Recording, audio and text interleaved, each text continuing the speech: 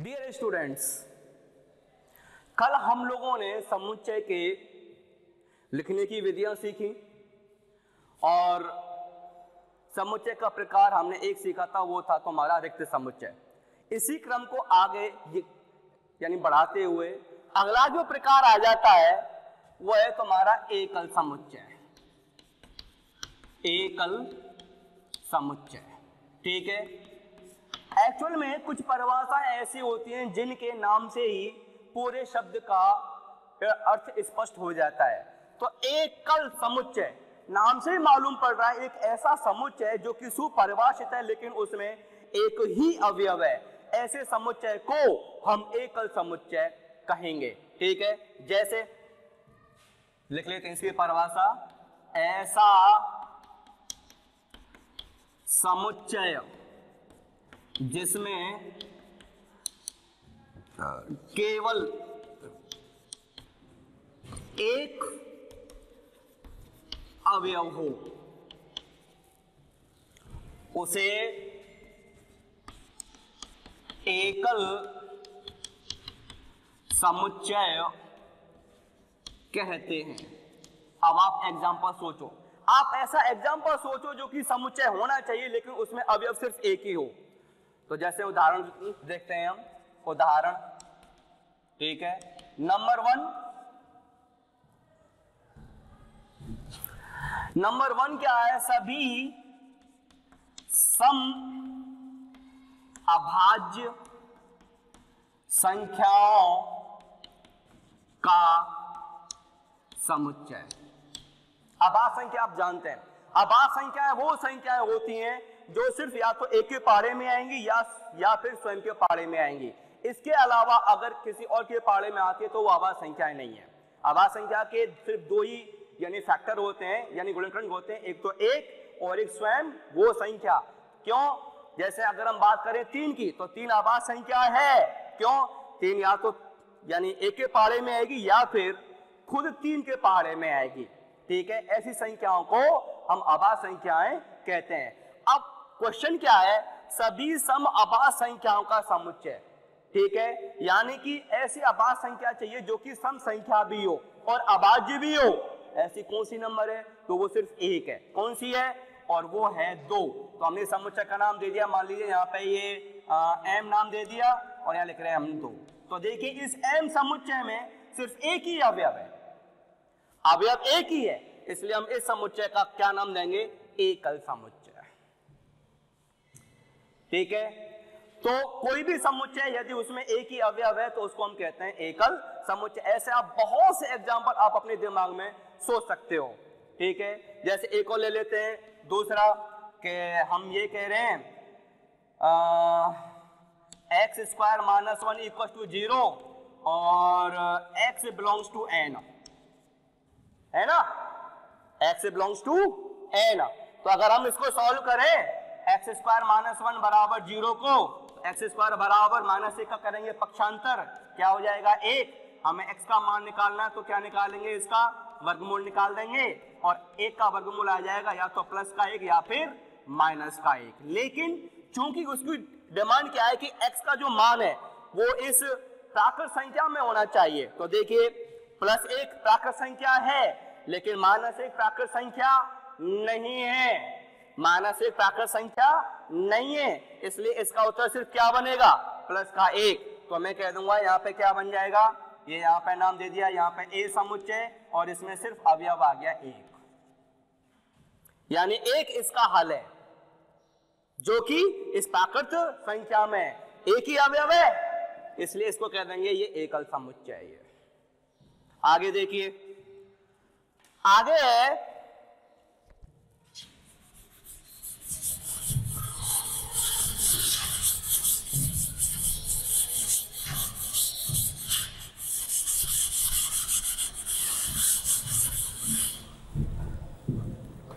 परिमित समुच्चय। परिमित समुच्चय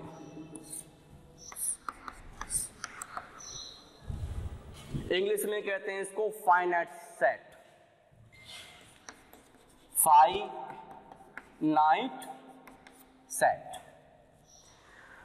तो देखिए डियर्स, परिमित समुच्चय ऐसे समुच्चय को कहते हैं जिसमें अवयवों की संख्या परिमित होती है, जिनकी गणना हम यानी कर सकते हैं। अगर हम ये कह सकें कि किसी समुच्चय में 2 अवयव हैं, 4 अवयव हैं, 5 अवयव हैं, 10 अवयव हैं, 1000 अवयव हैं, यानी जिनकी गणना की जा सकती है, हम ये कह सकें कि परिमित जो मतलब यानी समुच्चय में अवयवों की संख्या फिक्स इतनी है, हम कह सकें समुच्चय में अवयवों की संख्या फिक्स इतनी है, ठीक है, संख्याओं की हम गणना हम यानी कर सकें, ऐसे समुच्चय को परिमित समुच्चय कहते हैं।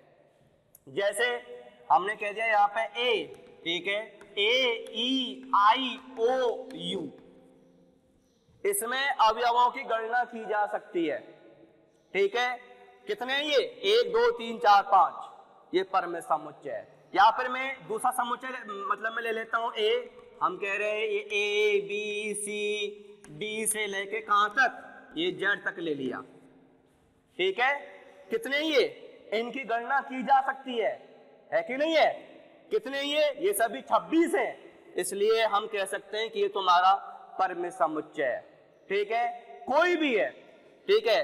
तो ऐसा समुच्चय जिसमें अवयवों की संख्या निश्चित हो जाए, अवयवों की संख्या निश्चित हो जाए, ऐसे समुच्चय को परिमित समुच्चय कहते हैं। तो परिभाषा क्या बन जाएगी इसकी,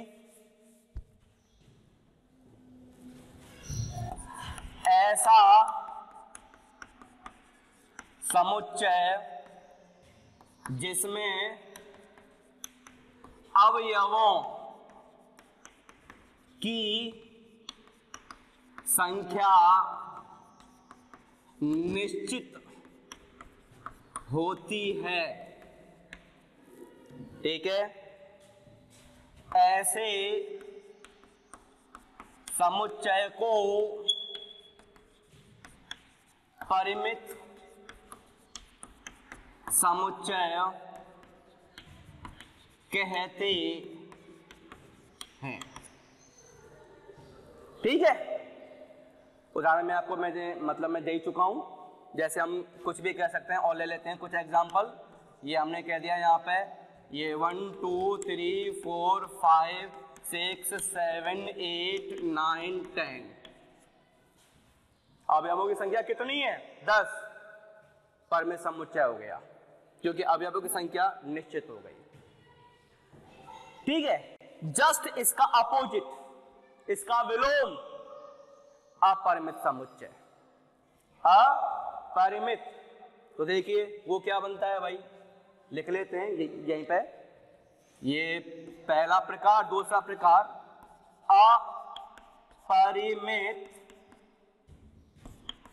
समुच्चय, जस्ट इसका उल्टा है, इसको इंग्लिश में कहते हैं इनफाइनाइट, इनफाइनाइट सेट। बोलो क्या बन जाएगी परिभाषा, ऐसा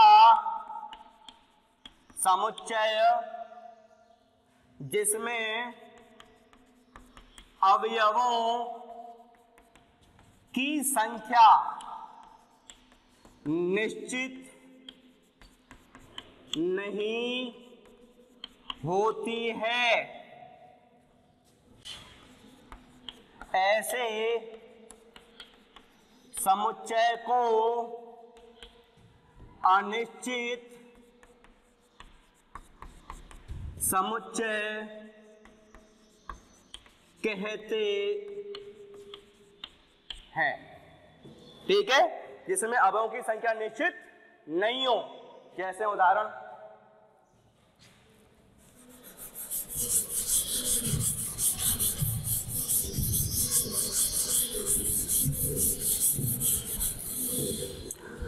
उदाहरण है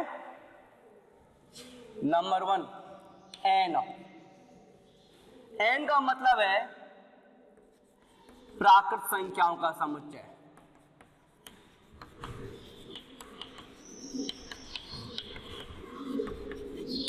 ठीक है।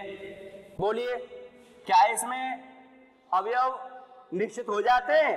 नहीं, हम कहते हैं इसका पहला जो अवयव है 1 2 3 एक से शुरू होता है और इनका एंड कहीं पे भी नहीं है। अवयवों की संख्या निश्चित नहीं है, इसलिए ये तुम्हारा अपरिमित समुच्चय हो गया। दूसरा ले लेते हैं डब्लू। डब्लू क्या है? ये पूर्ण संख्याओं का समुच्चय।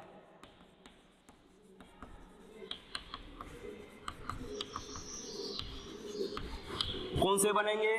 तो पहला अवयव क्या बनता है? 0 1 2, इस तरह से 3 डॉट डॉट डॉट करके ये भी तुम्हारा अपरिमित समुच्चय है। फिर तुम्हारा क्या ले लेते हैं हम ले लेते हैं यहाँ पे जेड।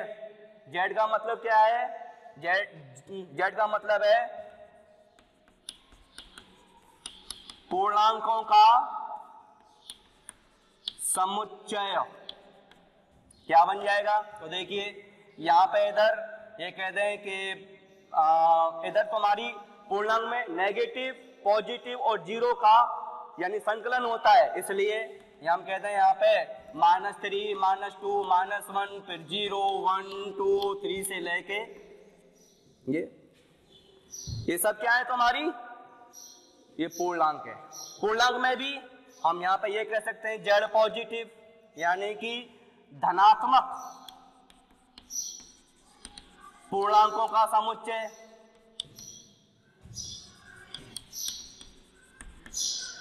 क्या बन जाएगा? ये बन जाएगा 1 2 3, ठीक है, डॉट डॉट डॉट डॉट अनंत है, यानी कि अवयवों की संख्या निश्चित नहीं है, इसलिए हमने इनको नाम दे दिया कि तुम्हारे ये अपरिमित समुच्चय है। ठीक है, तो आगे देखिए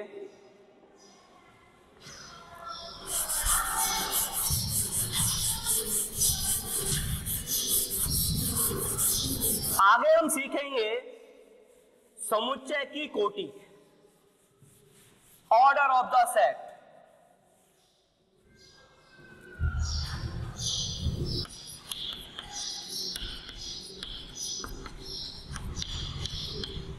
समुच्चय की कोटि यानी ऑर्डर ऑफ सेट, या फिर इसको हम कार्डिनल नंबर भी कहते हैं।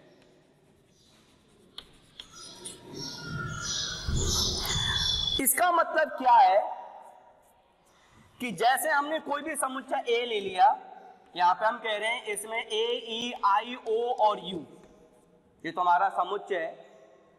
तो आप देखिए ये समुच्चय कैसा है? ये परिमित समुच्चय है, क्योंकि इसमें अवयवों की संख्या निश्चित हो गई, और इस ए समुच्चय में अवयवों की संख्या कितनी है?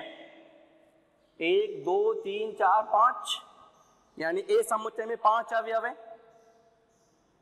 तो समुच्चय की कोटि का मतलब क्या है कि किसी समुच्चय में उपस्थित अवयवों की संख्या को समुच्चय की कोटि कहते हैं। तो यहां पर हम कहेंगे इसमें 5 अवयव है, तो हम कह देंगे Na बराबर 5। Na का मतलब क्या है? ए समुच्चय की कोटि। n का मतलब ए समुच्चय में अवयवों की संख्या, ए समुच्चय में अवयवों की संख्या बराबर 5। यही तुम्हारी ए समुच्चय की कोटि है। इसको हम कहते हैं समुच्चय ए की कोटि। तो परिभाषा क्या बन जाएगी? इसकी परिभाषा बन जाएगी किसी समुच्चय में उपस्थित अवयवों की संख्या उस समुच्चय की कोटि कहलाती है। ठीक है, ये देखो, मान लो मैंने एम समुच्चय ले लिया, मैं कह रहा हूं यहां पे P Q R S A B and C. कितने अवयव हैं इसमें? 1 2 3 4 5 6 7।